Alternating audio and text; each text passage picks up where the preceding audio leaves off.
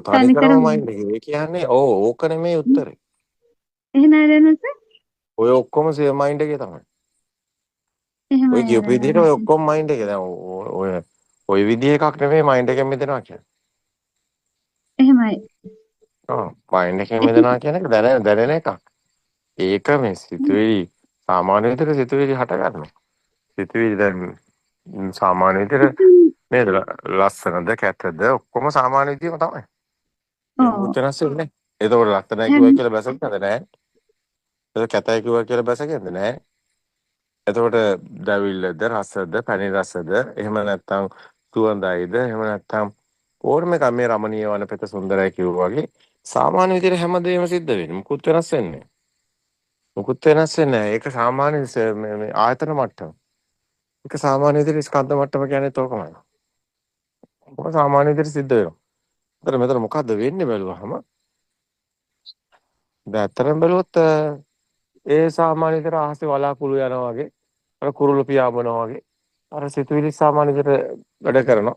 හැබැයි අර අහස නිසලයි වගේ අභ්‍යන්තරයට දැනෙනවා. ඒ කිසිම දෙයකට අර සාමාන්‍ය විදිහට සිතුවිලි පහළ වුණාට ඒ ඔක්කොම සිද්ධ වුණාට ඒ එකක් එක්කවත් අරන දෙයක් වෙලා නැති නිදහස් සුඛ ස්වභාවයක් සහැල්ලු ස්වභාවයක් දැනෙනවා. කවුරු මොනවා කිව්වත් බෑන්නත් ඉතින් ඒවට ප්‍රතිචාරයක් දක්වනවා. නමුත් ඒ සාමාන්‍ය විදිහට හැමදේම සිද්ධ වෙනවා. නමුත් හැම දෙයකම මිදුණු ස්වභාවයක් දැනෙන එකක් එනවා. අවදියක්. අන්නේ අවදිය ඔබතුමිය කතා කරන්නේ නැහැ. ඒ කියන්නේ ඔබතුමිය තාම ඉන්නේ මයින්ඩ් එකේ කියන එක. ඔය අවදිය කතා කරන්නේ නැති හැම කෙනෙක්ම ඉන්නේ මයින්ඩ් එකේම තමයි.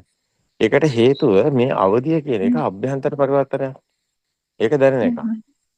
ඒක දැන් ගොඩක් අයට අපිට තේරෙනවා මයින්ඩ් එකෙන් කතා කරනවා ඒක දැනෙන්නේ නැති බව. අර සිතුවිලි වලින්ම තමයි ඒකත් හිතන්නේ. ඒකත් සිතුවිලි වලින් හිතනකොට ඒකත් සිතටම තමයි අයිති වෙන්නේ. ඒ හිතලා ගන්න එකක් තමයි සැර වෙලාවකට තියෙන වෙලාවකට නෑ ඔය ඔක්කොම කියවන්නේ ඕකත් එක්ක. හිතලා නමුත් අර කියන්නේ. අභ්‍යන්තරයේ හැම දෙයකින් මිදුණු අවදිය කියන එක එහෙම එකක් නෙමෙයි. ඒක දැනෙන එක. ඒක සුඛයක්. ඒක සහැල්ලුවක්. ඒක නිදහසක්. සාමාන්‍ය බුදුන් වහන්සේලා සිතුවිලි පහළ වෙනවා නේ. රාතන් වහන්සේලා සිතුවිලි පහළ වෙනවා. සිතුවිලි පහළ වෙනවා කියන එක සාමාන්‍ය දෙයක්.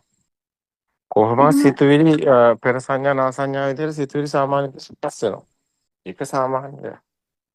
සිතුවිලි වල ගින්නක් එහෙමයි. නැත්තම් බලයක් නැත්තම් එච්චරයි.